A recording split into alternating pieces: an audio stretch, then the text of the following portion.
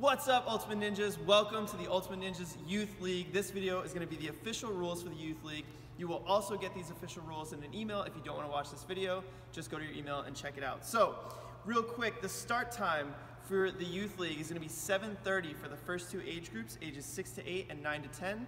You'll have 10 minutes to go over any rules or questions, and then you'll have 50 minutes to run the course, and if there's any time at the end, we'll try to get in some open play, but that'll depend each week on the competition. The next two age groups, 11 and 12 and 13 to 16, are going to start at 8:30. Same thing, 10 minutes for rules, 50 minutes to run the course, and hopefully end around 9:30. Courses will be different each week, and there will be specific rules for each course, and I'll get to that in a second. Courses are points-based. Competitors will have until the time limit runs out to score the full amount of points as they can. If the competitor falls at any point on any obstacle, they will keep going and try to keep scoring points until their time limit runs out. All age groups will be running the same course, so whether you're in the 6 to 8 age group or the 13 to 16, you will run the same course. It'll just depend on how many points you can get on that course. Every week, a rules video will be sent out on Saturday or the day of competition after open play closes, and that rules video will have specific rules for the course. It'll have a course walkthrough. So it is the competitor's responsibility to watch the rules video in order to save time on the day of competition, and that way they must understand all of the rules that are in the video.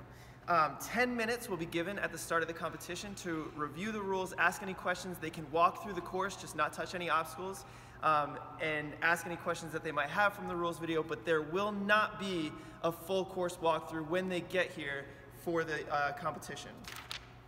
Judges will be allowed to guide your kids through the course, so if they have any questions at any time, please look to the judge and they can point and direct them to where they need to go next. Every week the run order will be totally randomized. It will not depend on the season standings. It's totally random every single week. So all obstacles will have clear starting and landing platforms, so make sure you understand where you have to start the obstacle and where you end, whether it's on a platform or a tape line. The courses can dictate what holds the athlete can use, let's say rings or cannonballs or a cane, but you can use as few or as little holds as you want. We cannot dictate that you have to get two hands to a certain spot. You just have to get from starting platform to landing platform. Incidental contact is when the competitor's body just barely touches part of the course that's not on, so whether it's the floor or the truss. So we will be allowing incidental contact, but make sure it is up to the judge's discretion. So make sure you try not to leave it in the judge's hands, because if the judge thinks that you pushed off or you put any weight on that, the judge is going to have to call you out. So make sure you don't leave it up to the judge, but we will allow just very slight incidental contact. So scoring for the season will be determined by overall points within the age group. So first place points will equal the total number of competitors, and then it'll go down 1 point from there. So if there's 10 competitors in the age group, first place will get 10 points for the competition, second place will get 9, third place will get 8, all the way down until 1 point for last place.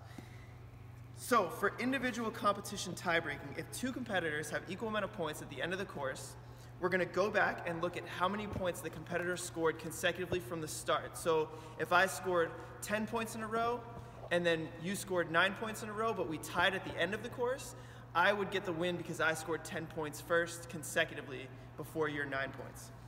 If we're still tied, let's say we failed at the same point on the same obstacle, we're going to go back and we're going to look at time to the previous obstacle. So if I got full points on the previous obstacle, we're going to go back and look at how fast I did it versus how fast you did it, and that's how the tiebreaker will be determined.